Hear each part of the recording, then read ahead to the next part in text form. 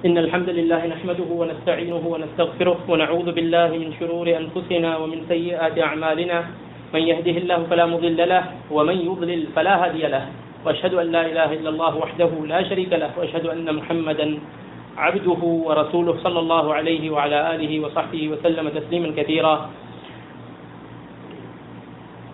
اللہ تعالیٰ کے لیے تمام حمد و ثنا ہے. ہم اس کی تعریف بیان کرتے ہیں, اس کا شکر ادا کرتے ہیں اور اس کی پناہ طلب کرتے ہیں اپنے نفس کے شر سے اور اپنے اعمال کے برے انجام سے. جس کو اللہ تعالیٰ ہدایت دے اس کو کوئی گمراہ نہیں کر سکتا, جس کو اللہ تعالیٰ گمراہ کرے اس کو کوئی ہدایت نہیں دے سکتا. اور میں گواہی دیتا ہوں کہ اللہ کے سوا کوئی عبادت اور دعا کے لائق نہیں. اللہ تعالیٰ ہی دعا اور عبادت کا مستحق ہے, اس کا کوئی شریک نہیں, نہ عبادت میں نہ دعا میں. اور میں یہ گواہی دیتا ہوں کہ محمد صلی اللہ علیہ وسلم اس کے بھیجے گئے آخری رسول اور پیغمبر ہیں. اللہ تعالیٰ نے اس دنیا میں ہمیں اپنی عبادت کے لیے پیدا کیا ہے. اللہ تعالیٰ نے فرمایا وما خلقت الجن والانس الا لیعبدون, میں نے جنوں اور انسانوں کو اپنی عبادت کے لیے ہی پیدا کیا ہے. لیکن اس دنیا میں جینے کے لیے انسان کو کچھ عبادت کے علاوہ بھی دیگر مصروفیات میں اپنا وقت صرف کرنا پڑتا ہے. رزق کمانے میں, اپنے اہل و عیال کے لیے رزق کمانے میں ان کے ساتھ وقت لگانا پڑتا ہے, اور انسان کو دنیا میں اپنے رزق کے لیے اور اپنی جائز ضروریات کے لیے محنت کرنی پڑتی ہے. اور اس کا شریعت نے حکم دیا ہے, رزق کمانے کا, حلال رزق کمانے کا اللہ تعالیٰ نے حکم دیا ہے. اور اسی طرح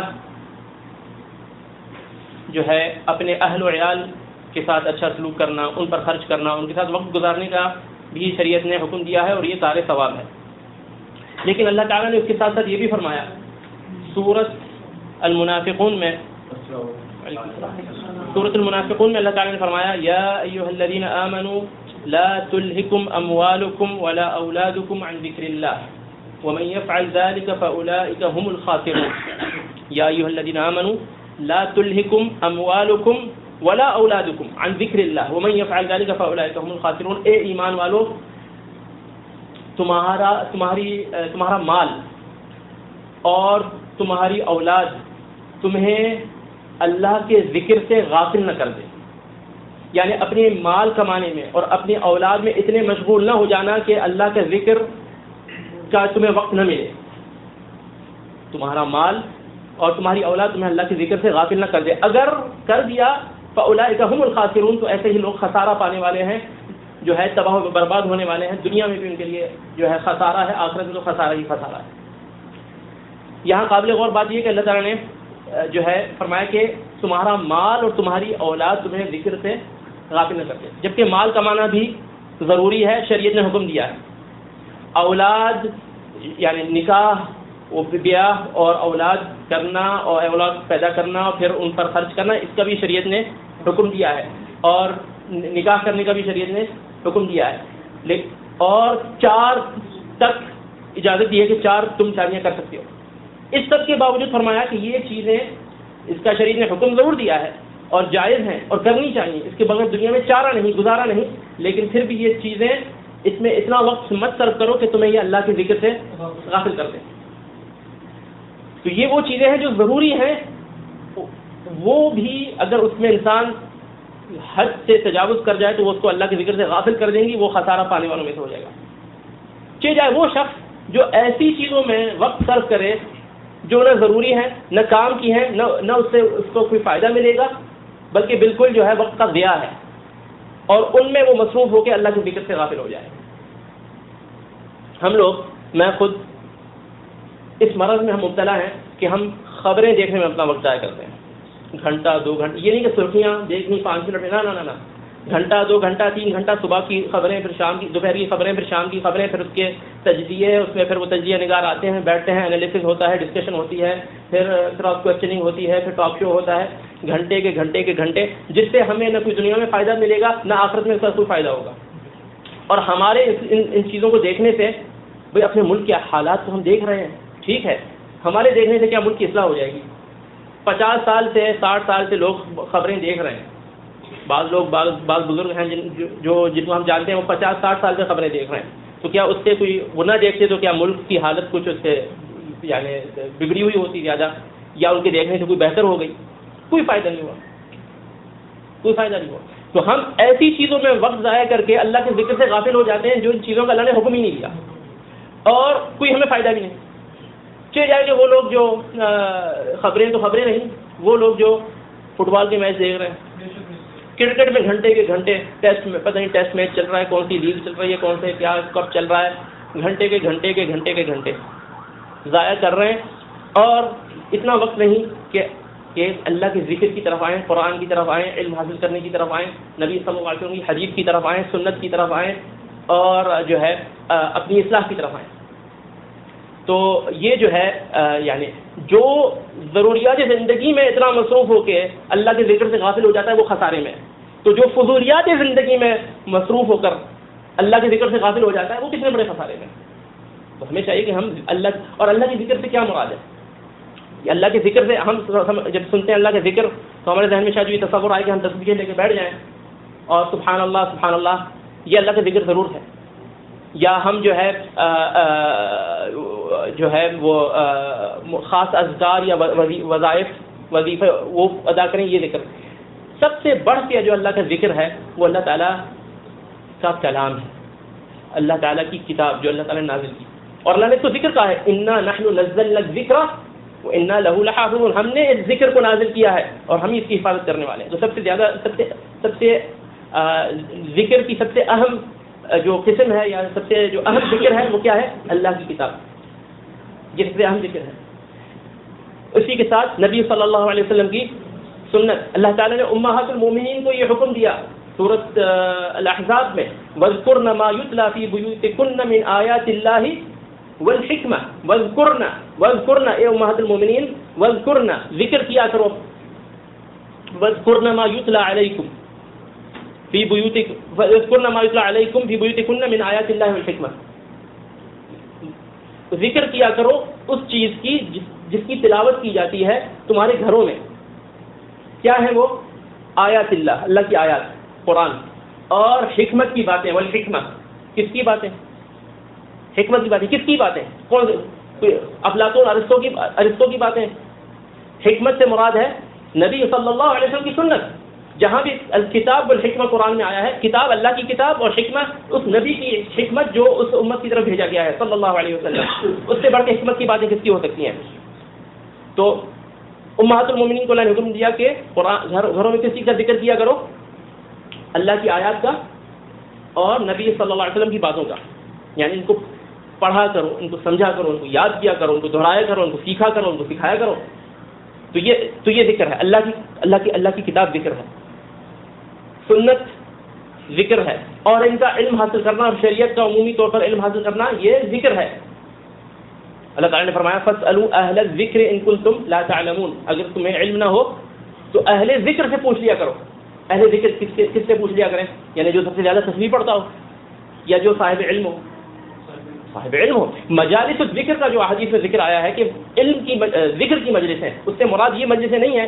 کبھی سیرت میں یا سنت میں آپ کو نہیں ملے گا کہ نبی صلی اللہ علیہ وسلم نے صحابہ کو جمع کیا ہو اور کہا کرو کہ 100 دفعہ گھٹلیاں جمع کرو یا کوئی کنکریاں لو اور 100 دفعہ الحمدللہ، پھر سب الحمدللہ، پھر 100 دفعہ سبحان اللہ.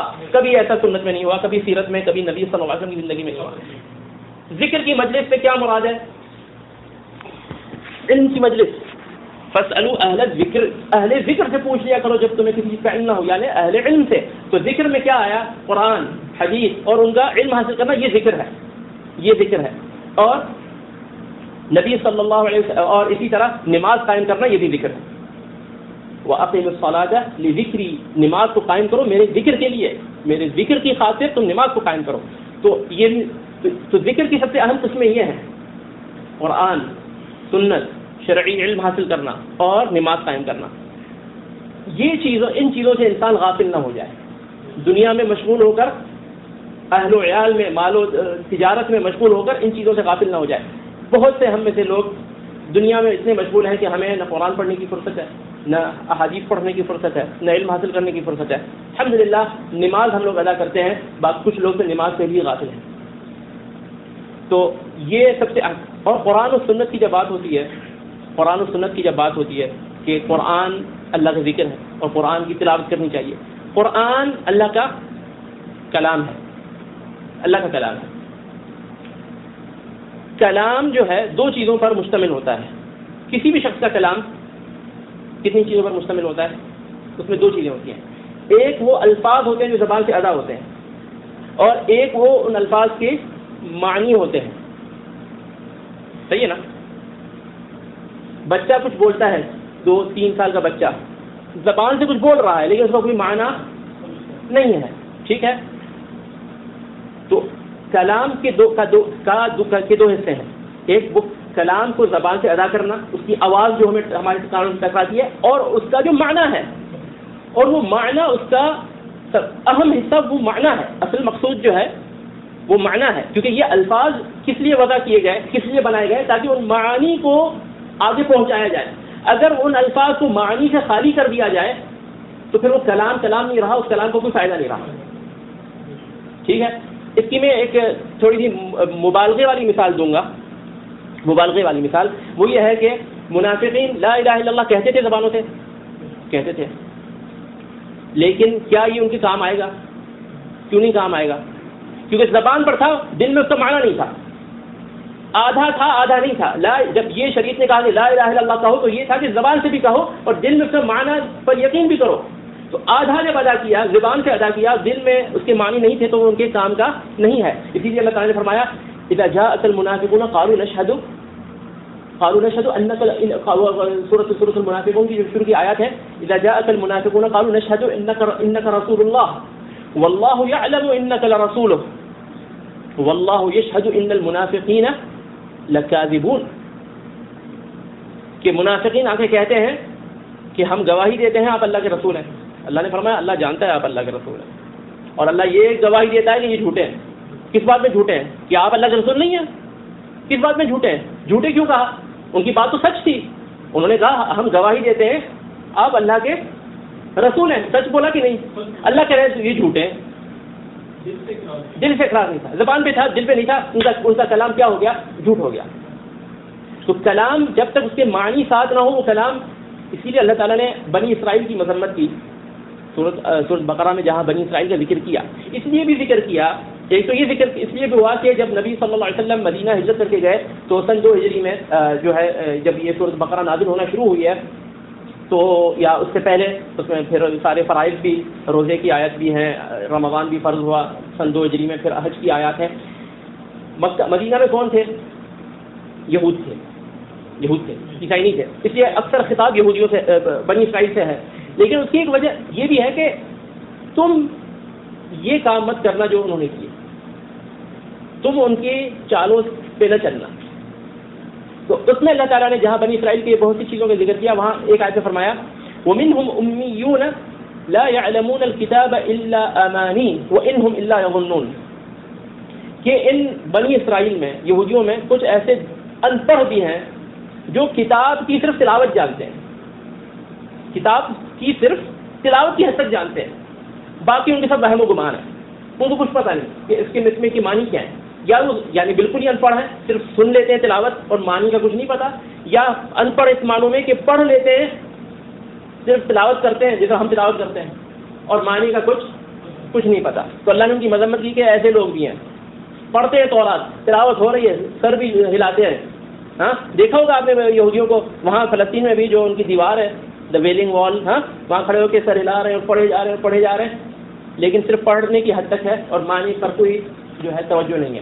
تو یعنی یہ جو ہے ان کی جو ہے اللہ نے ان کی مذمت کی اس بات کی وجہ سے. تو انسان جب بھی کوئی چیز کہے یا جس کا اللہ تعالیٰ نے کہنے کا حکم دیا ہے تو ضرور اس کے یعنی اس میں یعنی اس کا لازمی حصہ ہے کہ اس کے معنی کو سمجھ کے کہی جائے. اللہ تعالیٰ نے کہا یہ پڑھو، یا نبی صلی اللہ علیہ وسلم نے فرمایا کہ اس کو کہو، یا نماز میں یہ کہو، یہ پڑھو، تو ضرور اس کے معنی کو سمجھ کے پڑھا جائے گا تبھی فائدہ ہوگا، ورنہ ہم نے اس شریعت کے اس امر پہ یعنی ہم عمل پیرا نہیں ہوئے، کیونکہ شریعت نے جب کہا پڑھو تو اس میں دونوں چیزیں شامل ہیں، اس کا لفظ اور اس کا معنی۔ اگر ہم نے صرف لفظ پڑھا تو ہم نے صرف آدھا کام کیا، اس حکم پہ ہم نے تعمیل نہیں کی۔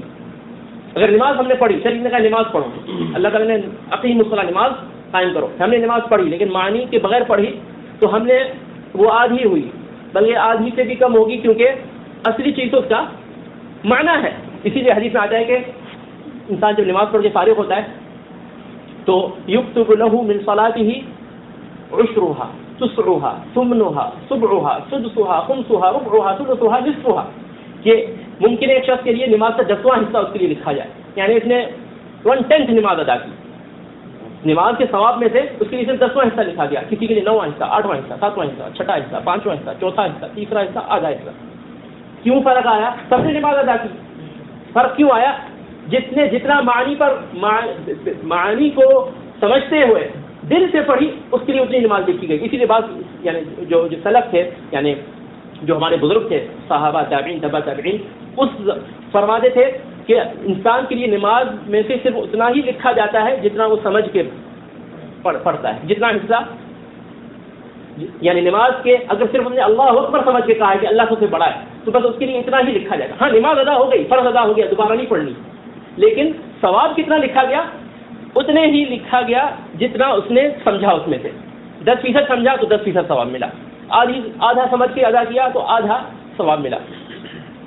تو انسان اسی طرح بعض لوگ وظائف اور یہ اور اذکار کہتے جی اس ذکر میں یہ فضیلت ہے، صبح کو 3 دفعہ پڑھنے سے شام تک اللہ تعالیٰ کی حفاظت فرماتے ہیں، جو شام کو یہ 3 دفعہ پڑھے گا آیت الکرسی کی یہ فضیلت ہے، جو بھی ہے تبھی وہ حاصل فضیلت تبھی ہوگی جب وہ دل سے سمجھ کے اس کو پڑھے گا، ورنہ ممکن ہے کچھ حاصل نہ ہو یا بہت معمولی سا اس کا اثر ہو، ورنہ وہ جو حدیث میں آئے گی جس نے یہ کہا اس کو یہ ملے گا، وہ تبھی ہوگا جب اس کو سمجھ کے پڑھے گا۔ اسی لیے نبی صلی اللہ علیہ وسلم نے فرمایا، انس بن مالک رضی اللہ عنہ کی حدیث ہے صحیح بخاری اور مسلم میں، نبی صلی اللہ علیہ وسلم فرماتے ہیں ان احدکم اذا قام فی الصلاۃ یناجی ربه فلا يبصقن بین یدیہ ولكن عن یسارہ او تحت قدمه او كما قال صلی اللہ علیہ وسلم، کہ جب تم نماز میں کھڑے ہوتے ہو تو اپنے رب سے سرگوشی کر رہے ہوتے ہو، باتیں کر رہے ہوتے ہو۔ اب باتیں سمجھ کے کی جاتی ہیں کہ بغیر سمجھے کی جاتی ہیں، یا ایک طرف سمجھ رہی ہے دوسری طرف کوئی نہیں سمجھ رہا، باتیں تو نہ ہوئی نا۔ پھر جب تم نماز میں کھڑے ہوتے ہو تو اپنے رب سے باتیں کر رہے ہوتے ہو، اس لیے نماز میں خبردار سامنے کی طرف مت تھوکا کرو، تھوکنا ہی پڑ جائے تو بائیں طرف اور اپنے پیر کے نیچے، بائیں طرف یا اپنے پیر کے نیچے۔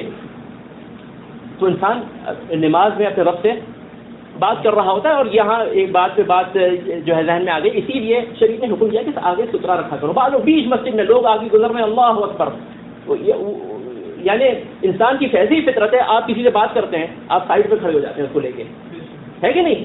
تو جو انسان اپنے رب سے بات کرتا ہے اس کی ویسے اگر شریعت کا حکم نہ بھی ہوتا، اس کی وہ فطرتاً کسی کونے میں چلا جائے گا، کسی ستون کے پیچھے جائے گا، کسی دیوار کے پیچھے جائے گا، کسی الماری کے پیچھے جائے گا، لیکن بیچ مسجد میں کھڑے ہو کے اللہ اکبر، لوگ آگے سے ادھر سے بھی گزر رہا ہے، ادھر پرواہ ہی نہیں، کیونکہ وہ ایک ادا کرنی ہے نا رسم، ٹھکا ٹھک اٹھک بیٹھک، بات تو کرنی نہیں، رب سے بات کریں گے کیا جب مانے ہی نہیں پتا۔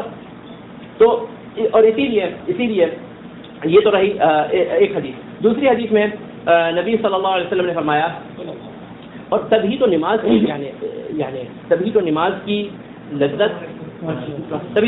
کی لذت محسوس ہوگی اور نماز کا فائدہ ہوگا، اور نماز سے انسان کی اصلاح ہوگی اور بندہ اللہ کے قریب آئے گا۔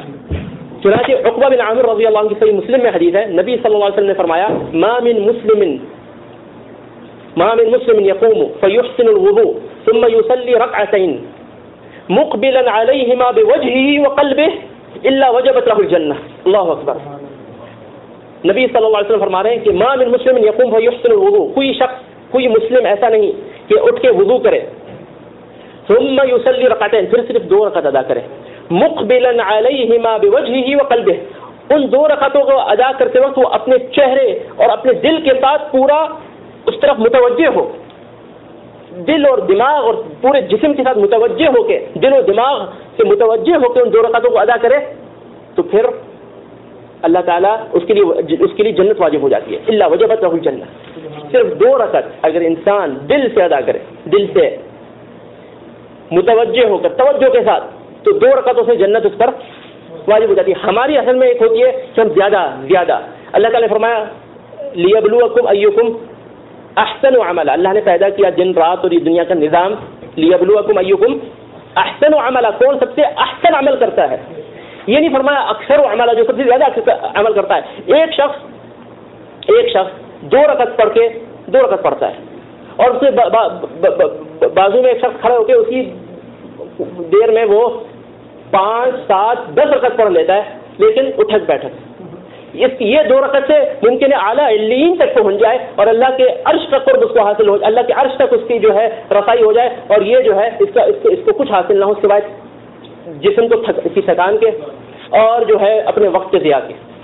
تو زیادہ کی بات نہیں ہے. انسان 2 رکعت اگر مقبلا علیہما بوجہہ وقلبہ، اپنے چہرے اور اپنے دل سے پوری توجہ، پوری اس طرف منہمک ہو کر، متوجہ ہو کر، اس کی طرف یعنی دل لگا کر 2 رکعت پڑھ لے تو اس کے لیے جنت واجب ہو جاتی ہے. وہ کب ہوگی؟ جب دل سے، جب اس کے اس کا پہلا اسٹیپ یہ ہے کہ اس کو اس کے معنی پتہ ہو جو وہ زبان سے کہہ رہا ہے. جب معنی نہیں پتا تو ذہن تو ادھر یا ادھر چلا جائے گا، لازمی بات ہے. اسی لیے نبی صلی اللہ علیہ وسلم نے فرمایا، یعنی کتنی احادیث ہے کہ فرمایا، ام المؤمنین عائشہ رضی اللہ عنہا کی حدیث ہے بخاری مسلم میں، فرمایا اذا نعس احدكم في صلاته فليرقد حتى يذهب عنه النوم فلعله يذهب فإن أحدكم إذا نعس في صلاته فلعله يذهب يستغفر فيسب نفسه أو كما قال صلی اللہ علیہ وسلم. فرمایا کہ تم جب نماز ادا کرنے کے لیے اٹھو، یعنی تہجد کی رات کو نماز ادا کرنے لگو اور تمہیں اونگ آ رہی ہو، غنودگی تم پر طاری ہو رہی ہو، تو ذرا لیٹ جاؤ جب تک کہ وہ کیفیت ختم ہو جائے، وہ اونگ اور وہ غنودگی ختم ہو جائے، فریش ہو جاؤ.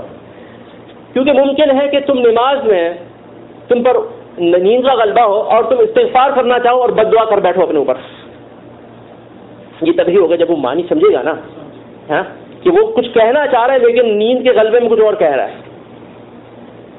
تو انسان جو ہے جو بھی نماز کے کلمات کو ادا کرے ان کے معنی کو سیکھے. یعنی یہ عجیب بات ہے کہ انسان جو ہے پوری زندگی نماز پڑھے، اس کو فکر ہی نہیں کہ میں زبان سے کیا کہہ رہا ہوں. کیونکہ یعنی آپ کسی عقل مند انسان، کوئی بھی عقل مند انسان، یعنی رب اللہ تعالیٰ تو حکمتوں والے ہیں، الحکیم ہے. دنیا میں اگر کوئی بھی انسان، عقل مند انسان آپ کو کوئی چیز کہے کہ یہ پڑھو یا یہ کہو، تو لازمی ہوتا ہے کہ سمجھ کے کہو اور سمجھ کے پڑھو، ہے کہ نہیں؟ اگر میں آپ کو انگریزی کے حروف پڑھنے آتے ہیں، ٹھیک ہے، یا آپ کو اردو کے حروف پڑھنے آتے ہیں، میں فارسی میں اخبار لے آؤں اور کہوں پڑھو جی، آپ تو مجھے پاگل ہو یا مجھے پاگل بنا رہے ہو.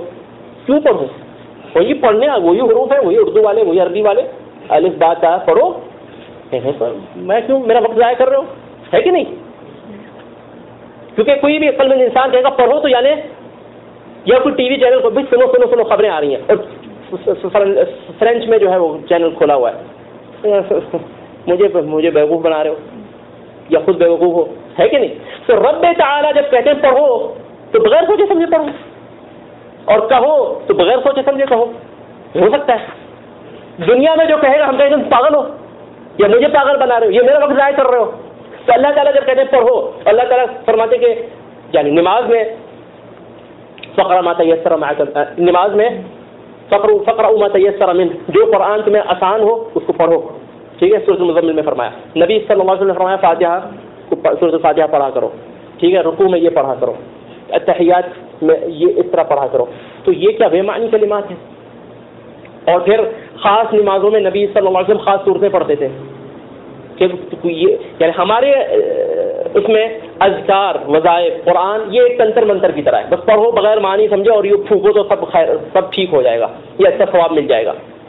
نبی صلی اللہ علیہ وسلم فجر میں لمبی تلاوت کرتے تھے اور اللہ تعالیٰ نے اس کا خاص ذکر کیا کہ وقرآن الفجر ان قرآن الفجر کان مشہودا. فجر کی نماز میں جو قرآن کی تلاوت ہوتی ہے وہ ایسی تلاوت ہے کہ اس میں حاضری دی جاتی ہے.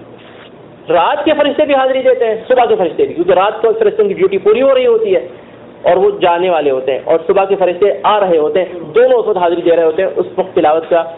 اسی طرح مختلف جمعے کے دن نبی صلی اللہ علیہ وسلم خاص صورتوں کی تلاوت فرماتے ہیں. اسی طرح فجر کے دن اس دن فجر کی نماز میں بھی, جمعے کی نماز میں بھی. تو یہ ساری آخر ان صورتوں کا جو مقصد ہے نا, یا اللہ تعالیٰ نے یا نبی صلی اللہ علیہ وسلم نے جب ہمیں یہ تعلیم دی کہ ہم سورہ فاتحہ پڑھا کریں, کیوں سورہ فاتحہ, کوئی اور صورت کیوں نہیں؟ انسان سوچے تو صحیح, یعنی اس کے یعنی انسان سوچے تو صحیح کہ اللہ نے مجھ پر اس کا پڑھنا فرض کیا, آخر اس میں کچھ ہے نا, اور مجھے زمانے ہی نہیں پتا, کبھی زندگی میں پرواہ نہیں کی. یعنی پھر کسی کے پاس حجت ہوگی اللہ کے سامنے, بندے میں نے تجھ پر سورہ فاتحہ کا پڑھنا لازم کیا تھا, تو کم از کم اسی کو سمجھ کے پڑھ لیتا, شاید تیری ہدایت ہو جاتی. مجھے تو پتا نہیں تھا, کوئی نہیں کہہ سکتا کیا مطلب ہے, کوئی یہ نہیں, کوئی قرآن موجود تھا. اب یہ کہا جائے کہ نہیں قرآن پڑھنا ہے لیکن سمجھ کے پڑھنا ہے. جب نازل کیا اور فرمایا کہ ہدل للمتقین, یہ ہدایت ہے, تو ہدایت کس میں؟ الفاظ پڑھ کے پھونکنے میں یا ان کے معنی میں ہدایت ہوتی ہے. پھر بھی کہا جائے کہ نہیں سمجھ کے پڑھا کرو, یعنی اس کے کہنے کی ضرورت ہے. جب کہا جائے پڑھو اور یہ ہدایت ہے تو یعنی اس کے معنی میں ہدایت ہے کہ نہیں؟ تو ہم یعنی کچھ وقت نکالیں, قرآن کے معنی کو سمجھیں, نبی صلی اللہ علیہ وسلم کی احادیث کو پڑھیں, ان کو سمجھیں, شریعت کا جو ہے جتنا انسان کو توفیق و علم حاصل کرے. اگر ہمارے پاس سبحان اللہ یعنی مثالیں اگر انسان دے تو کتنی مثالیں دے. اگر انسان کے پاس اگر کوئی موبائل پہ میسج آ جائے کفیل کا یا اس کے باس کا عربی میں, تو بس پڑھ کے جو ہے 10 دفعہ دوہرا کے پھر اپنے اوپر پھونکے گا کہ میرا کام تو ہو گیا, میں نے پڑھ لیا. یا وہ 10 بندوں کے پاس جائے گا, 10 بندوں سے اس کا ترجمہ کروائے گا, یار یہ پڑھ کے تو بتا کیا لکھا ہے, یار یہ میسج آیا ہے, STC والوں جوال والوں نے موبائل والوں نے میسج بھیجا ہے, کہیں میری لائن تو نہیں کاٹ رہا ہے, پڑھ کے تو بتا یار. اچھا پھر دوسرے کے پاس جائے گا, تیسرے کے پاس, جب تو اس کو تسلی نہیں ہوگی ہاں ٹھیک ہے. تو اللہ نے قرآن نازل کیا, ہمیں پرواہی نہیں, رکھ دیا الماری میں, خلاص کام ہو گیا. تو انسان جو ہے قرآن کو سمجھ کے پڑھے, کم از کم نماز اپنی نماز کو سمجھ کے پڑھے, اور اس میں جو قرآن کی تلاوت ہوتی ہے اس کو سمجھ کے کرے. کم از کم سورۃ الفاتحہ کو سمجھ کے پڑھے. لیکن سورۃ الفاتحہ انسان جب سمجھ کے پڑھتا ہے تو اللہ اکبر, یعنی ایسی عظیم صورت ہے. اللہ تعالیٰ حدیث قدسی میں فرماتے ہیں کہ قسمت الصلاۃ بینی, ابو ہریرہ رضی اللہ عنہ سے روایت ہے صحیح مسلم میں, قسمت الصلاۃ بینی وبین عبدی نصفین, اذا قال العبد الحمد للہ رب العالمین قال اللہ حمدنی عبدی, وإذا قال العبد الرحمن الرحيم قال الله مجدني عبدي, وإذا قال مالك يوم الدين قال الله إذا قال الرحمن الرحيم قال الله أثنى علي عبدي, وإذا قال مالك يوم الدين قال مجدني عبدي. جب بندہ کہتا ہے, اللہ تعالیٰ فرماتے ہیں کہ میں نے نماز کو 2 حصوں میں بانٹ دیا. نماز سے مراد سورۃ الفاتحہ کیونکہ اس کے بغیر نماز نہیں ہوتی. نماز کو 2 حصوں میں بانٹ دیا, جب آدھا نصفین, آدھا. جب بندہ کہتا ہے الحمدللہ رب العالمین تو اللہ تعالیٰ کہتے ہیں حمدنی عبدی, میرے بندے نے میری تعریف کی, میری حمد بیان کی. اب انسان نماز میں حاضر دماغی ساتھ کہے نا, لیکن ایک تو ہمارا یہ مسئلہ یہ بھی ہے کہ اگر ہم حاضر دماغی سے کہنے لگے تو امام رکوع میں چلا جائے گا, ہم مالک یوم الدین تک نہیں پہنچے ہوں گے, تو جلدی بھی پڑھنی پڑتی ہے کبھی کبھار. چلے اس کے علاوہ جب بندہ اپنے نوافل پڑھے یا سنتیں پڑھے اس میں تو اطمینان سے پڑھ سکتا ہے نا. الحمدللہ رب العالمین, اللہ تعالیٰ فرماتے ہیں میرے بندے نے میری تعریف کی, میری حمد بیان کی. بندہ کہتا ہے الرحمن الرحیم, اللہ تعالیٰ فرماتے ہیں میرے بندے نے مزید میری تعریف بیان کی. بندہ کہتا ہے مالک یوم الدین, اللہ تعالیٰ فرماتے ہیں میرے بندے نے میری بزرگی بیان کی, میری تمجید کی, میری تعظیم کی. پھر جب بندہ کہتا ہے ایاک نعبد و ایاک نستعین, تو اللہ تعالیٰ کہتا ہے یہ میرے اور میرے بندے کے درمیان ہے, یہ میرے اور میرے بندے کے درمیان ہے. اب جو بندہ مجھ سے سوال کرے گا میں اس کو دوں گا, یعنی یہ اس کا عہد ہے کہ وہ میری ہی عبادت کرے گا, مجھ سے ہی مانگے گا. اب یہ میرا عہد ہے کہ میں اس کو دوں گا.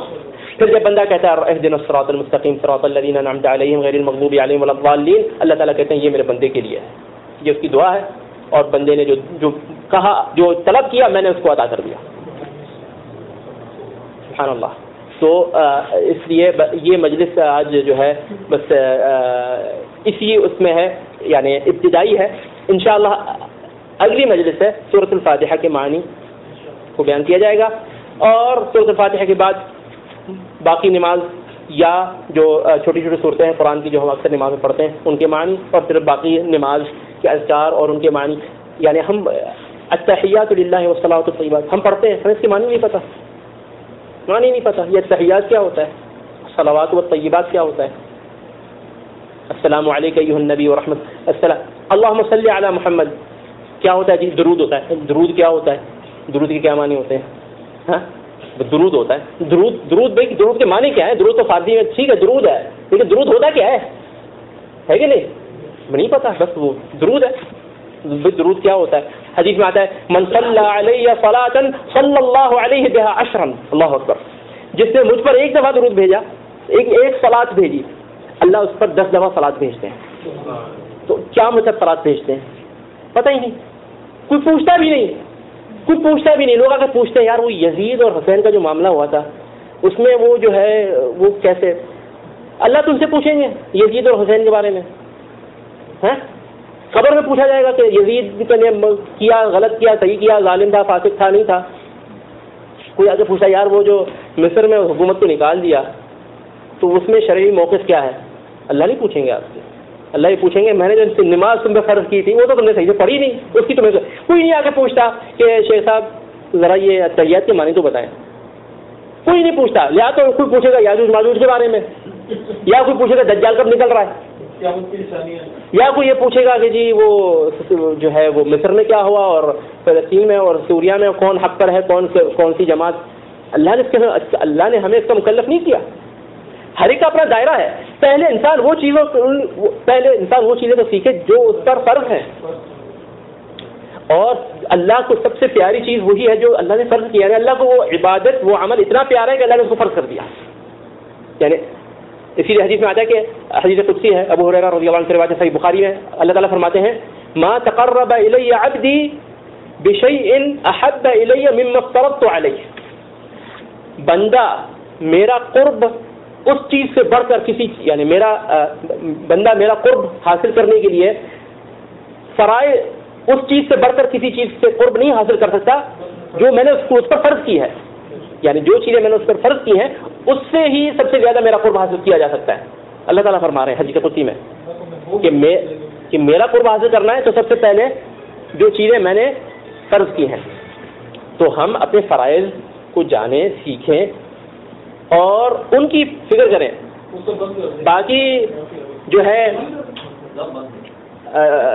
پاکستان میں کیا ہو رہا ہے یا مصر میں کیا ہو رہا ہے یا آرمی کیا کر رہی ہے یا شہباز شریف کیا کر رہے ہیں یا جو ہے وہ الطاف حسین کیا کر رہے ہیں، MQM کیا کر رہی ہے، اس کا ہم سے سوال نہیں ہوگا. اور ہمارے ان خبروں کو دیکھنے اور ان کی تجزیے سننے سے ملک کی اصلاح نہیں ہوگی. ہاں اگر ہم صاحب اختیار ہوتے، صاحب اقتدار ہوتے، ٹھیک ہے، یا ہم کوئی مشیر ہوتے یا ہم کوئی ایسے عالم ہوتے کہ جن کی بات سنی جاتی ہوتی تو پھر ہم یہ خبریں پڑھتے ضرور، ہم پر واجب تھا تاکہ ہم اس کے مطابق پھر کچھ کر بھی سکیں کیونکہ ہم صاحب اختیار ہیں یا ہم لوگ مشورہ دیتے ہیں حکمرانوں کو. لیکن ہم تو کچھ بھی نہیں ہے. ٹھیک ہے، ہم بیٹھ کے تجزیہ گھنٹوں کی گھنٹوں بحثیں چل رہی ہوتی ہیں، یا تو یزید اور حسین پہ بحث چل رہی ہوگی، ٹھیک ہے، یا پھر یہ کہ جی وہ جو ہے آرمی فوج کا آپریشن ٹھیک تھا کہ نہیں تھا، اس پہ بحث کر رہے ہیں. لوگ بیٹھے ہوئے ہیں گھنٹوں کے گھنٹے ضائع کر رہے ہیں، تبصرے کر رہے ہیں. یعنی بالکل نہ دنیا میں سب کچھ فائدہ ہے، وقت کا ضیاع ہے، اور اس چیز سے غافل ہیں جس کا اللہ نے حکم دیا ہے. اللہ تعالیٰ سے دعا ہے کہ اللہ تعالیٰ ہمیں دین کی سمجھ عطا کرے اور ہمیں اللہ تعالیٰ اپنے کلام کو سمجھنے کی توفیق عطا فرمائے اور ہمیں اپنے پیارے نبی صلی اللہ علیہ وآلہ وسلم کی احادیث کو سمجھنے کی توفیق عطا فرمائے اور ہمیں ان پر عمل کرنے کی توفیق عطا فرمائے اور پھر اس کی طرف دعوت دینے کی توفیق عطا فرمائے. آمین. وصلی اللہ وسلم وبارک علی نبینا محمد وعلی آلہ وصحبہ اجمعین والحمد للہ رب العالمین.